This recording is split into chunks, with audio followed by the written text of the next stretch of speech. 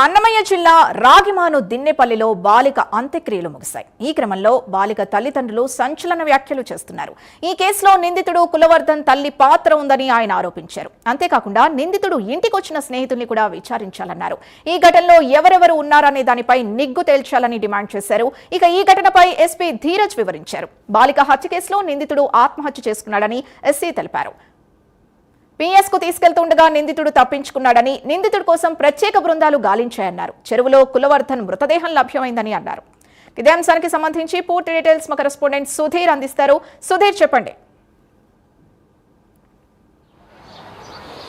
Right. ముఖ్యంగా చూసుకుంటే కనుక ఏదైతే మదనపల్లి చిన్నారి ఘటన అయితే కనుక రెండు తెలుగు రాష్ట్రాలను కూడా కలిసివేసిందని చెప్పుకోవచ్చు. అయితే ముఖ్యంగా చూసుకుంటే కనుక ఏదైతే మదనపల్లికి చెందినటువంటి కులవర్ధన్ అనే వ్యక్తి ఏదైతే తన ఇంటి ఎదురుగా ఉన్నటువంటి ఒక చిన్నారిని తన ఇంట్లోకి తీసుకెళ్లి అత్యాచారం చేసి ఆ తర్వాత కూడా ఆ అమ్మాయిని హత్య చేసిన ఘటన అయితే కనుక పూర్తిగా వెలుగులోకి వచ్చిందని చెప్పుకోవచ్చు. అయితే ముఖ్యంగా ఆ అమ్మాయిని హత్య చేసిన అనంతరం కూడా ఆ అమ్మాయి ఎక్కడ బయటికి వెళ్ళి అత్యాచారం చేసిన తర్వాత ఈ విషయాలన్నీ బయటకు చెప్తున్న నేపథ్యంలో కూడా ఆ అమ్మాయిని ఏదైతే ఇంట్లో ఉన్నటువంటి ఒక నీటి డ్రమ్ములోకి తీసుకెళ్లి ఆ అమ్మాయిని ఆ డ్రమ్ములో ముంచి దాదాపుగా ఆ అమ్మాయిని ఊపిరాడకుండా చంపేశారని చెప్పుకోవచ్చు. అయితే ఈ నేపథ్యంలో కూడా అమ్మాయిని చంపిన అనంతరం కూడా ఏదైతే కులవర్ధన్ ఆ ఇంటికి ఉన్నటువంటి బీగాలన్నీ వేసి ఒక్కసారిగా బయటికి వెళ్ళిపోవడం జరిగింది. అయితే ఇక్కడ ఉన్నటువంటి స్థానికులు కొంతమంది తమ తల్లిదండ్రులు చెప్పడంతో కూడా వాళ్ళు కూడా ఒక్కసారి అక్కడ చేరుకొని దాదాపుగా నిన్నటి ఉదయం నుంచి కూడా దాదాపుగా ఏదైతే మనం రాత్రి వరకు చూసుకుంటే పూర్తిగా కూడా పెద్ద ఎత్తున కూడా కులవర్ధన్ ఇంటి ముందు అయితే కనుక ధర్నా చేసిన పరిస్థితి అయితే తమ కూతురు ఖచ్చితంగా తిరిగి ఇవ్వాలని చెప్పి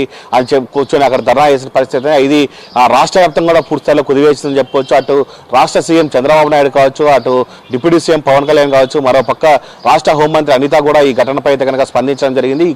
దీన్ని పూర్తిస్థాయిలో కూడా సీరియస్గా తీసుకోవాలి అని చెప్పి చెప్పడం జరిగింది. ఆ నేపథ్యంలో కూడా పూర్తిస్థాయిలో కూడా ఏదైతే నిన్న దినం కూడా మదనపల్లికి అయితే కనుక దాదాపుగా హోమ్ మినిస్టర్ అనితకు సంబంధించినటువంటి టీం కావచ్చు, మరోపక్క ఎవరైతే డిఎస్జీ కావచ్చు, వీళ్ళందరూ కూడా పూర్తిస్థాయిలో మదనపల్లికి చేరుకొని అక్కడ ఉన్నటువంటి ఏదైతే ఇంటిని ఉందో ఆ ఇంటిని కూడా పూర్తిస్థాయిలో పాల్గొట్టడం జరిగింది. ఆ ఇంటిని పాల్గొట్టి తర్వాత లోపలికి వెళ్ళి చూస్తే కనుక పూర్తిస్థాయిలో అమ్మాయి అయితే కనుక పూర్తిస్థాయిలో ఒక నీటి డ్రమ్ములో ఉండడం చూసి పూర్తిస్థాయిలో కూడా అక్కడ ఉన్నటువంటి పోలీస్ అధికారులు కూడా పూర్తిస్థాయిలో కూడా వాళ్ళందరూ కూడా బాధపడిన పరిస్థితి అని చెప్పవచ్చు. దాని తర్వాత కూడా ఎవరైతే తల్లిదండ్రులు వాళ్ళందరికీ కూడా లోపలికి పిలిచుకెళ్ళి ఆ అమ్మాయిని చూపించడం జరిగింది. దాని తర్వాత పోలీసులందరూ కూడా ఆ అమ్మాయి ఏదైతే డెడ్ బాడీని తీసుకొని ఏదైతే మదనపల్లి గవర్నమెంట్ హాస్పిటల్కి తరలించడం జరిగింది. అక్కడ పూర్తిస్థాయిలో కూడా పోస్ట్ మార్టం నిర్వహించడం జరిగింది. అయితే గత రాత్రి అర్ధరాత్రి సమయంలో కూడా అమ్మాయి పోస్ట్ మార్టం నిమిత్తం కూడా ఏదైతే తమ సొంత గ్రామమైనటువంటి ఏదైతే వీరబల్లిలో ఉన్నటువంటి రాగిమాను పల్లెకి చెందినటువంటి గ్రామానికి కూడా వాళ్ళందరూ కూడా నేను రాత్రి రావడం జరిగింది. రాత్రి వచ్చిన తర్వాత కూడా పూర్తిస్థాయిలో అక్కడ ఉన్నటువంటి బంధువులందరూ కూడా ఏదైతే చిన్నారి ఘటన అయితే కనుక పూర్తిస్థాయిలో కూడా అక్కడ ఉన్నటువంటి గ్రామం కూడా పూర్తిస్థాయిలో విషాద ఛాయలు నెలకొన్నాయని చెప్పుకోవచ్చు.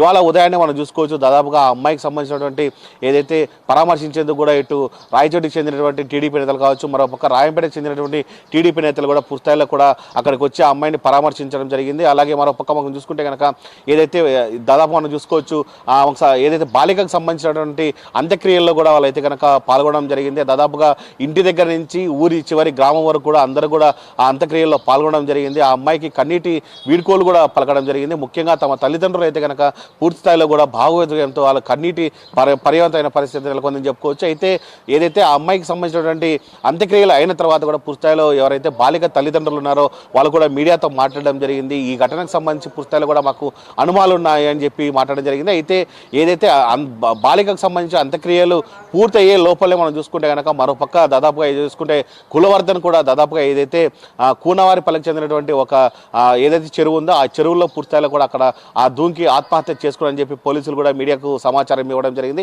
ఈ నేపథ్యంలో కూడా పోలీసులు అక్కడ చేరుకొని ఏదైతే కులవర్ధన్ ఆ బాడీని కూడా బయటికి తీయడం జరిగింది. అక్కడి నుంచి ఆ ప్రభుత్వ ఆసుపత్రి కూడా తరలించడం జరిగింది. అయితే ముఖ్యంగా దాదాపు 24 గంటలు కాకముందే పూర్తిస్థాయిలో కూడా మనం చూసుకోవచ్చు. ఏదైతే బాలికకు న్యాయం జరిగిందనే దిశలో కూడా మనం చూసుకుంటే కనుక ఖచ్చితంగా అక్కడ ఉన్నటువంటి తల్లిదండ్రులు న్యాయం జరిగింది అంటున్నారు. అయితే దీనిపైన వాళ్ళు మీడియాతో మాట్లాడితే కూడా దీంట్లో మాకు అనేక సందేహాలు ఉన్నాయి, దాన్ని కూడా పూర్తిస్థాయిలో పోలీసులు ఛేదించాల్సిన పని ఉంది.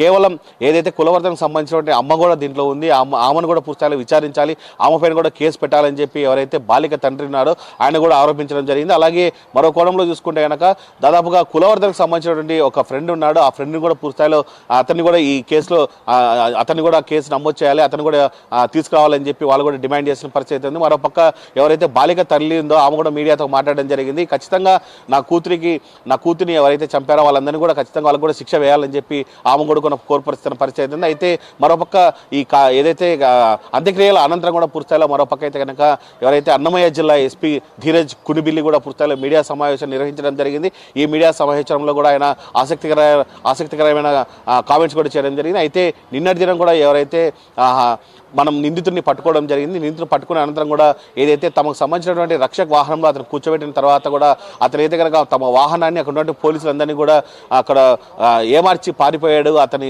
పట్టుకునే ప్రయత్నాలు కూడా 3 బృందాలను ఏర్పాటు చేశామని చెప్పి ఆయన చెప్పడం జరుగుతుంది. ఆ 3 బృందాలు కూడా పూర్తిస్థాయిలో ఎక్కడ ఇతను ఉన్నాడు దానిపైన కూడా చేశామని చెప్పి ఎస్పీ చెప్తున్నాడు. ఎట్టకేలకు ఇవాళ ఉదయం చూస్తే కనుక ఎవరైతే అతనైతే కనుక నిందితుడు పూర్తిస్థాయిలో ఒక చెరువులో దాదాపుగా అయితే కనుక శవమై తేలాడని చెప్పి చెప్తున్నారు.